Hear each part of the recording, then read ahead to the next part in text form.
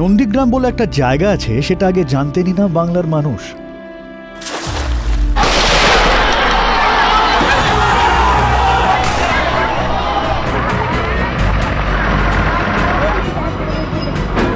দু সালে জমি আন্দোলনের মধ্যে দিয়ে নন্দীগ্রামের কথা জানলেন বঙ্গবাসী।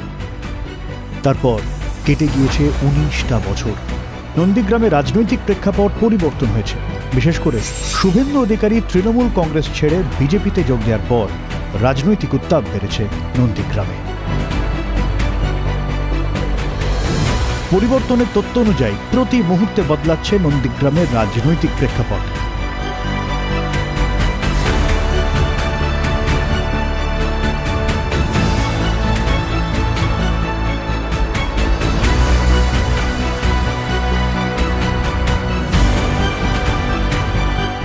নন্দীগ্রাম ছিল জমি আন্দোলনের পটভূমি, কিন্তু সেই জমি আন্দোলনের পটভূমি পরিবর্তন হয়ে এখন পায়ের তলে জমি শক্ত করা রাজনীতি চলছে নন্দীগ্রামে। অথচ দেখুন, মুখগুলো কিন্তু সেই এক।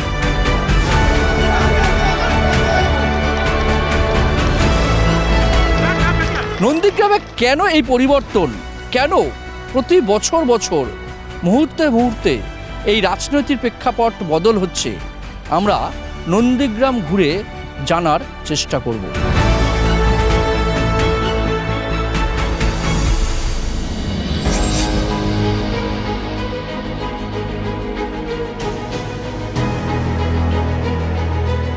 রাজনৈতিক মহল মনে করছে সেদিনের জমি আন্দোলন আজ হয়েছে পায়ের তলায় জমি শক্ত করার রাজনৈতিক তাগিদ। কিন্তু নন্দীগ্রামের শহীদদের মায়েরা আজও কেঁদে চলেছেন সন্তান হারার যন্ত্রণা নিয়ে।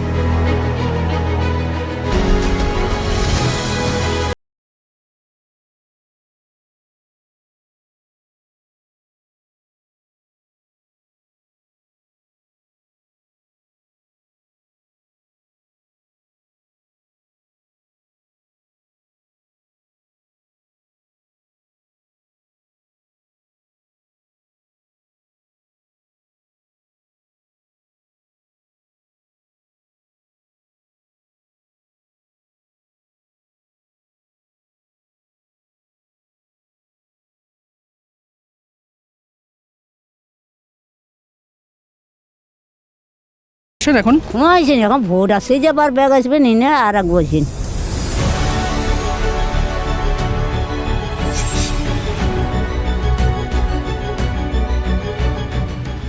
ওই যে দেখো তো ঘরটা যে ভাঙিয়া যে ঝুলিয়েছে, এখন তো ঘর করার মতন দুটো পয়সা সাহায্য করে না।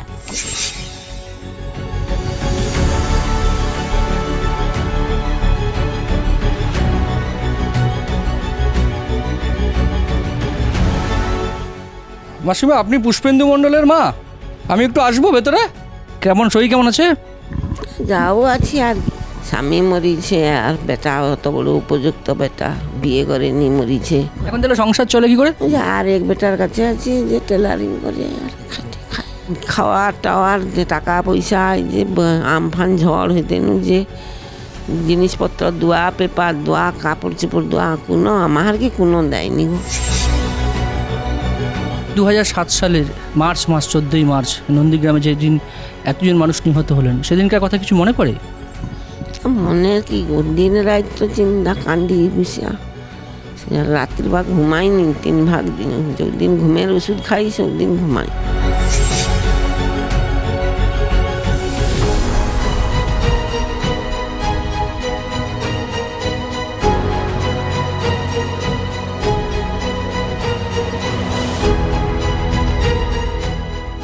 শহীদ পরিবারগুলো আজও নন্দীগ্রামে জমি আন্দোলনের স্মৃতি আঁকড়ে ধরে রয়েছেন। সন্তানহারা মায়েদের কানে এখনো বাজে গুলির শব্দ। কিন্তু নিঃশব্দে কখন বদলে গিয়েছে নন্দীগ্রামের রাজনৈতিক চরিত্র, বেড়েছে উত্তাপ। রাজনৈতিক মহল মনে করছে পায়ের তলার জমি শক্ত করতে গিয়েই যত অশান্তি নন্দীগ্রামে, আর সেই অশান্তির কেন্দ্রবিন্দুতে রয়েছে রাজনীতিতে ধর্মের আমদানি।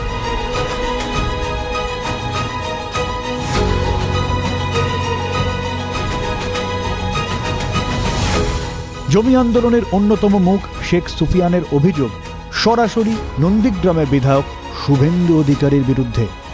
শুভেন্দু নাকি নন্দীগ্রামে ধর্মের রাজনীতির আমদানি করছে। রাজ্যের শাসক দলের স্থানীয় নেতৃত্বের অভিযোগ, পায়ের তলায় জমি শক্ত করতে গিয়ে পূর্ব মেদিনীপুর তার গড় বলে দাবি করা শুভেন্দু অধিকারী নন্দীগ্রামেও ধর্মের রাজনীতির আমদানি করেছেন। তার জন্যই এত অশান্তি। শুভেন্দু অধিকারীর ধর্মকে নিয়ে যেভাবে রাজনীতি খেলা খেলছে, আপনি বলুন, আজকের দেবদেবীরা তো খেলার পুতুল নয়, তারা তো হাটে বাজারে বিক্রি হয়নি। আজকের এই রামনবমী নিয়ে, রামকৃষ্ণকে নিয়ে, হনুমানজিকে নিয়ে যেভাবে হাটে বাজারে বিক্রি করছে, আমি মনে করি এটা সনাতনী ধর্মের মানুষের একটা বড় আঘাত করছে। সঙ্গে সঙ্গে পাল্টা অভিযোগ এসেছে নন্দীগ্রামের বিজেপি নেতা তথা শুভেন্দু অধিকারী ঘনিষ্ঠ প্রলয় পালের কাছ থেকে। রাজ্যের মুখ্যমন্ত্রী তিনি সংবিধানের শপথ নিয়েছেন, ধর্ম নিরপেক্ষতার শপথ নিয়ে গদিতে বসেছেন।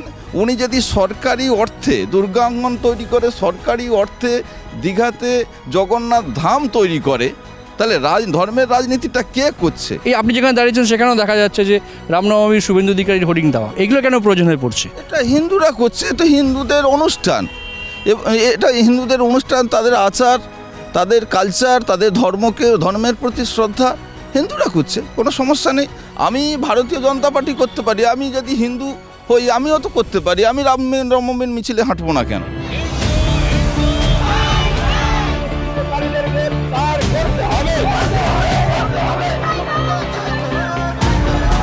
নন্দীগ্রামে শান্তি ফেরাতে চান না শুভেন্দু অধিকারী।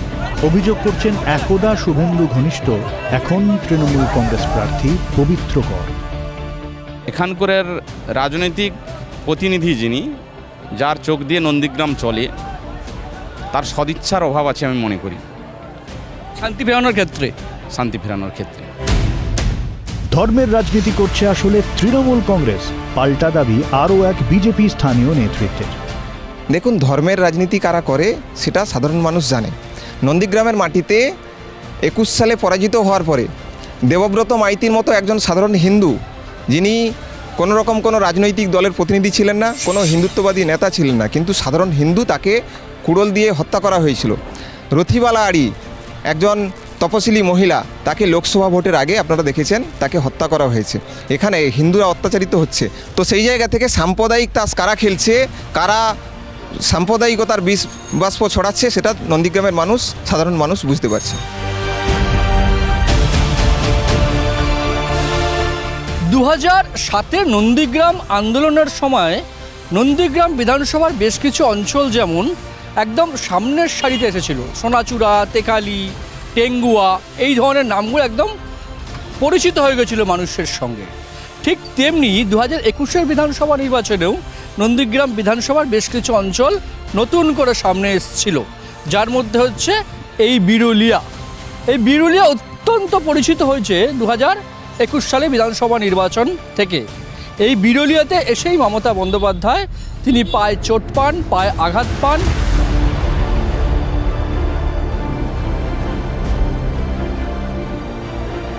এই বিরুলিয়ার মানুষ 5 বছর পরে সে কি বলছেন? সত্যিই কি নন্দীগ্রামে ধর্মের আমদানি, ধর্মের রাজনীতি শুরু হয়েছে? ধর্ম নিয়ে কোনো রাজনীতি এখানে হয় না। রাজনীতির মতন হয়, কিন্তু ধর্ম নিয়ে কোনো রাজনীতি হয় না। শুভেন্দুবাবু প্রথমে আইসা এখানে গণ্ডগোল সমস্ত সৃষ্টি করলো, এখানে জাতপাতের ইয়ে করে এই সমস্ত করেই এখানে গণ্ডগোলের সৃষ্টি হয়েছে। 2021 বিধানসভা নির্বাচন, সেখানে দেখা গিয়েছে নন্দীগ্রামে অশান্তির ছবি।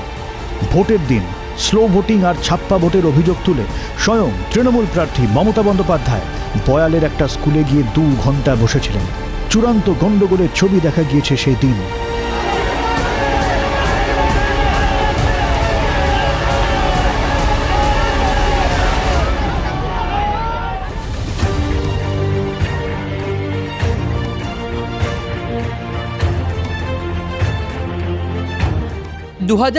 সালে নন্দীগ্রামের বেশ কিছু জায়গা একদম শিরোনামে এসেছিল, তার মধ্যে ছিল বয়াল।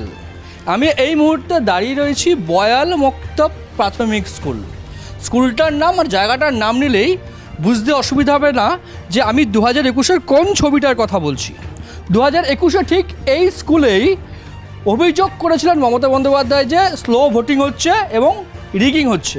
সেখানে দাঁড়িয়ে মমতা বন্দ্যোপাধ্যায় নিজে ছুটে এসেছিলেন এবং ঠিক এই জায়গাটায় তিনি বসেছিলেন চেয়ারে প্রায় 2 ঘন্টা। আর বাইরে তখন উত্তাল পরিস্থিতি। বয়ালের মানুষ কি মনে করছেন যে আগামী 26-এ যে নির্বাচন হতে চলেছে সেই নির্বাচনে কি আবারও গণ্ডগোলের আশঙ্কা থাকছে?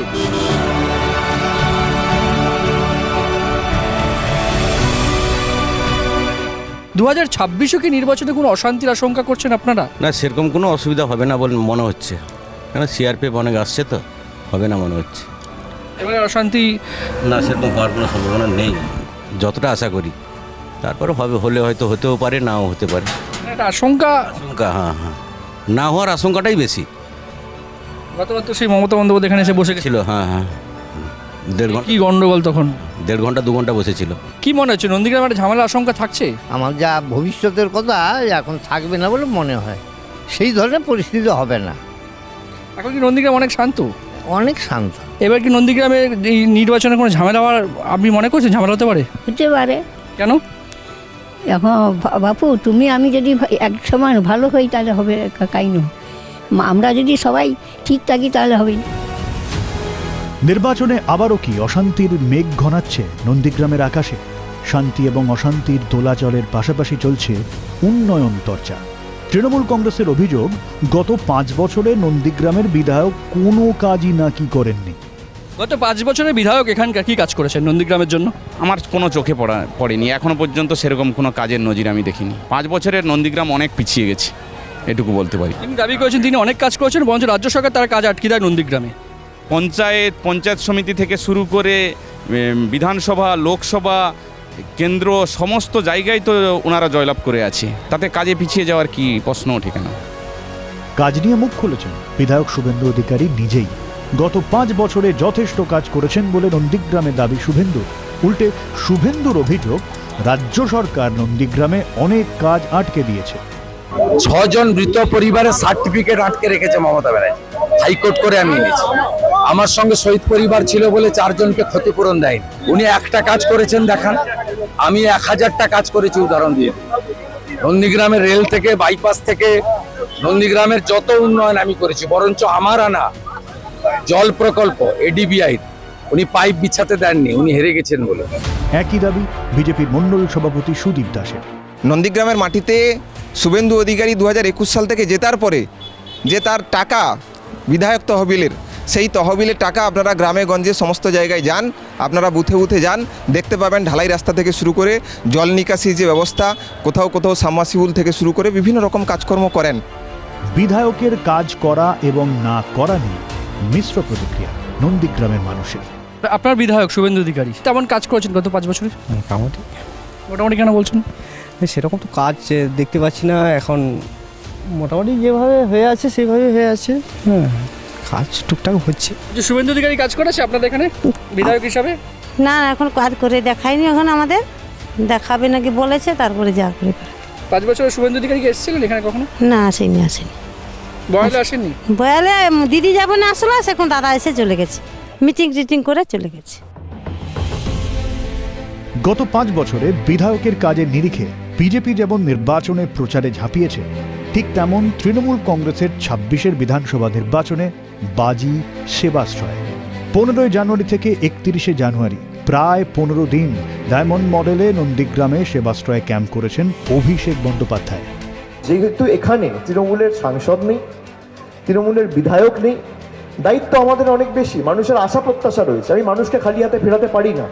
আমরা যে কায়দায় সেবাশ্রয় করেছি, আগামী দিন যদি তৃণমূলের প্রতিনিধি এই মাটি থেকে যেতে, অঞ্চলে অঞ্চলে সেবাশ্রয় হবে।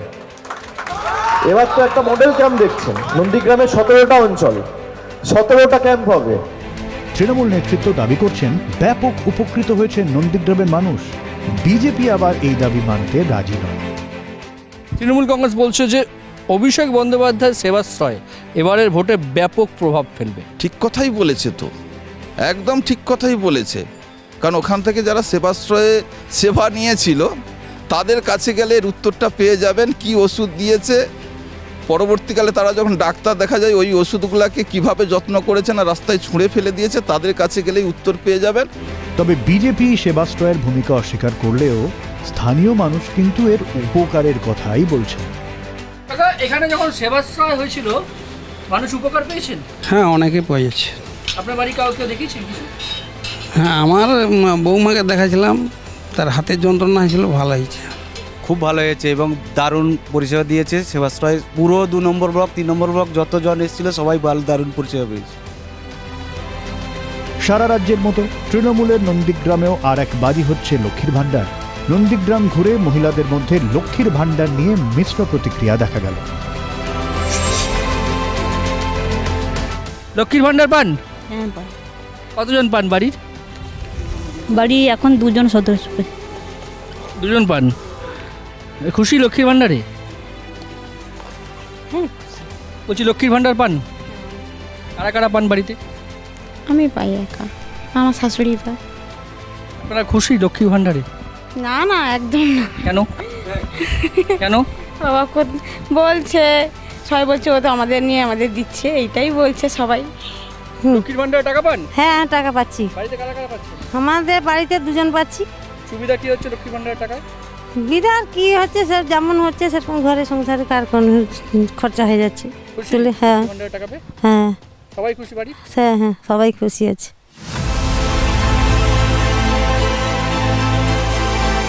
তবে ধর্ম, রাজনীতি, উন্নয়ন, অনুন্নয়ন নিয়ে যতই তরজা থাকুক না কেন, যুযুধান তৃণমূল এবং বিজেপি উভয়েরই দাবি 30,000 ভোটে জিতবে তাদের দল।